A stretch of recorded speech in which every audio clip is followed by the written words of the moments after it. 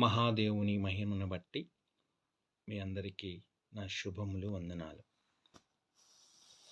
అత్యవసరంగా ప్రస్తుత డిసెంబర్ నెలలో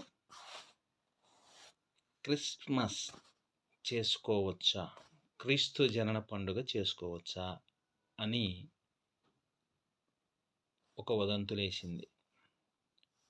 పరిశుద్ధ బైబిల్ గ్రంథంలో ఎక్కడా కూడా నా పుట్టినరోజుని జరుపుకోండి కానీ, పండగ ఆచరించమని కానీ లేదు.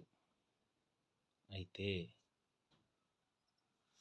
దేవుని యొక్క జననమును గురించి ఎందుకు ఇంత ఘనంగా జరుపుకుంటున్నారు అంటే,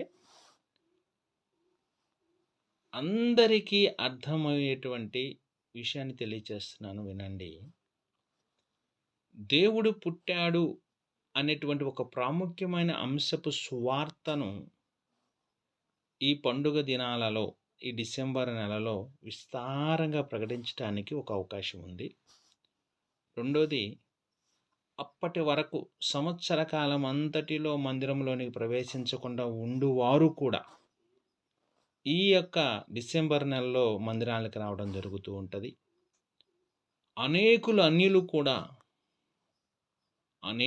అన్యులు క్రీస్తుని ఎరగని వారు కూడా స్టార్స్ దేవుని పండుగను గురించినటువంటి ప్రకటనల ద్వారా యేసు ప్రభు అనేవాడు పుట్టాడు, ఆయన ద్వారా విమోచించబడ్డాము అనేటువంటి సువార్తను అందించగలుగుతూ ఉన్నాం.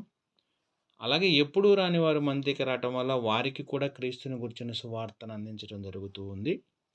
ప్రాముఖ్యంగా ఈ పండుగను ఆధారం చేసుకొని, పుట్టుకను ఆధారం చేసుకొని అనేకులకు సువార్తను అందించటానికి ఒక ప్రప్రదంగా వాడుకున్నటువంటి విధానం.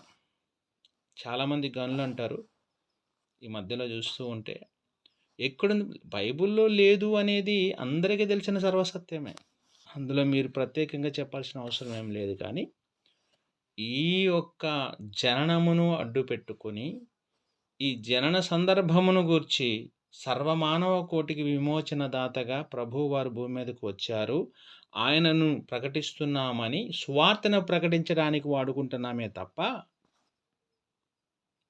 లేని దానిని ఆచరించాలని కాదు, లేని సంస్కృతిని తీసుకురావాలని కాదు.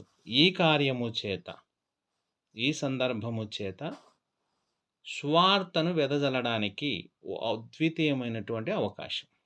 సువార్తను ప్రకటించడానికి, సువార్తను వెదజల్లడానికి, అన్యుల మధ్య